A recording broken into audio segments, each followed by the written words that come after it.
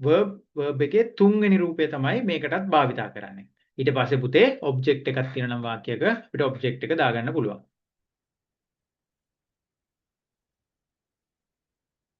පුතේ මේව සටහන් කරගන්නවද ඔයගොල්ලෝ?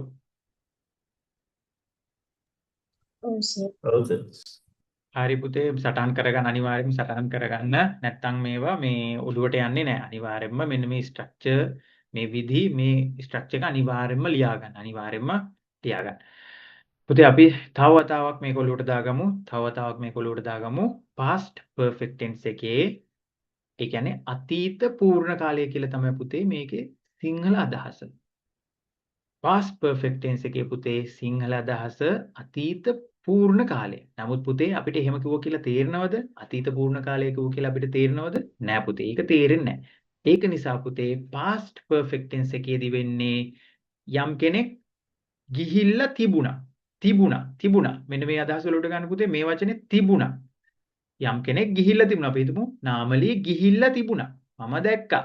I saw නාමලී had වචන මොකද්ද verb එක පළවෙනි වචනේ come. දෙවෙනි එක පුතේ මොකද්ද? දෙවෙනි එක පුතේ මොකද්ද come එකේ? verb came.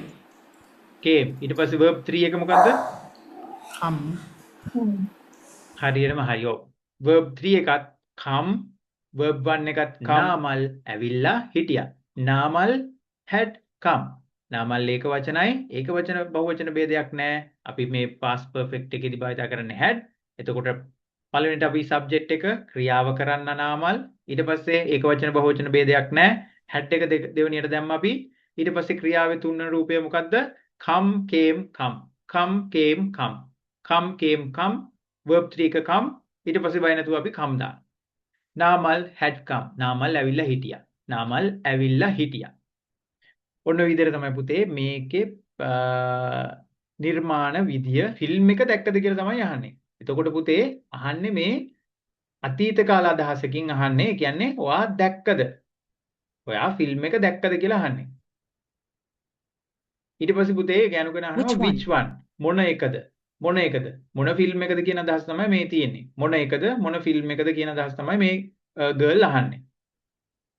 Love and Money. I had seen this movie before. ඊට පස්සේ පුතේ මේ Love and Money කියන ෆිල්ම් එක ගැන තමයි මේ පිරිමි කෙනා අහලා තියෙන්නේ. එතකොට පුතේ මෙන්න අපි අද කතා කරන අපි ඉගෙන ගන්න උත්සාහ කරන tense එකට අදාළ වාක්‍යයක් මෙන්න red color red line එකෙන් තියෙනවා.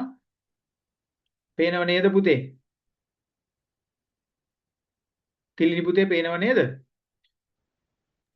පේනවා. හරි. ඔව්. ඊට පස්සේ ගෑනු කෙනා කියනවා ඒ ගර්ල් කියනවා I had seen this movie before I came in London. ඒ කියන්නේ පුතේ මෙන්න මේ red color කරලා තියෙන එක විතරක් ඔළුවට ගන්න පුතේ. I had seen. පුතේ මේක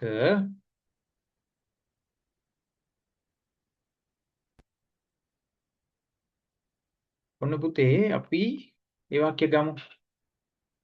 මොකද්ද කිව්වේ? I had seen. මෙතන හිස්තැන කියලා තමයි කිව්වේ my breakfast before you woke up. අපි පුතේ බලමු ඉස්සරහට.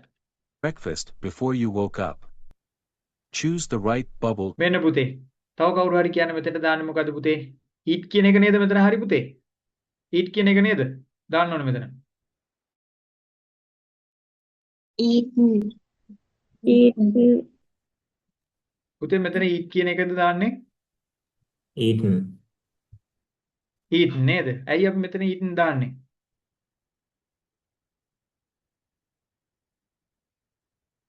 පුතේ මෙතන eaten අපි දාන්නේ ඇයි? past perfect හින්දා had තියෙන හින්දා. එව had වලින් පස්සේ අපි දාන්නේ verb එකක් use කරද්දී මොන verb එකද අපි දාන්නේ? verb කීයද පුතේ? verb 1ද?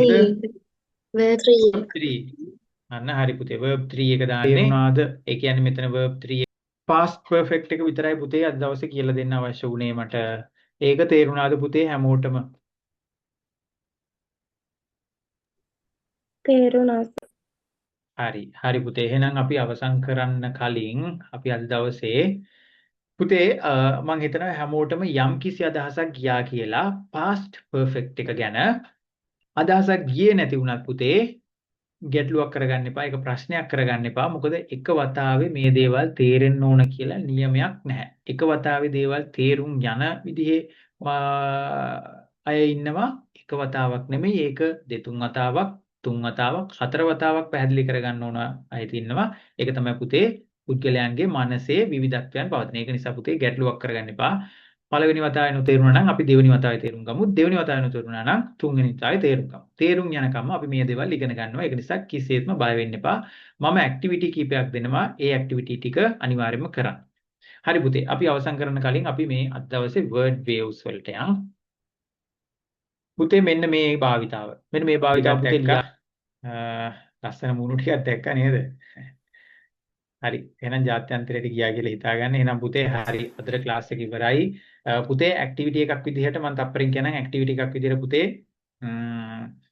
present perfect එකේ පුතේ වාක්‍ය 10ක් හදන්න. present perfect එකේ පුතේ 10ක් වාක්‍ය 10ක් තනියම හදන්න පුතේ.